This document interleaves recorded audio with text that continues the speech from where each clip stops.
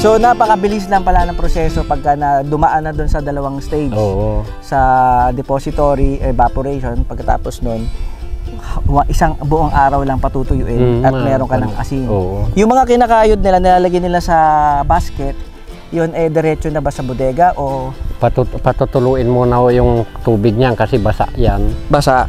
Eto dito, katulad dito ilalagay dito para mabilad pa uli sa araw. Ibibilad na dito, parang tuyo na siya.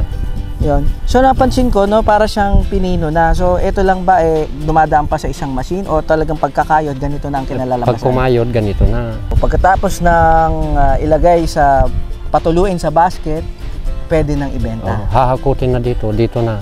Tatakalin naman na dito. Pera na. Bago umalis yung truck, may pera na. Ayan. So, yan po napakagandang biyaya uli ng kalikasan ng ating karagatan. Ay pangalagaan po nating lahat dahil dito po nanggagaling ang ating mga asin at ito po ay mataas ang pangangailangan ng mga tao, no, sa buong mundo na kailangan ng asin. Kundi makakapagluto ng masarap kung walang asin.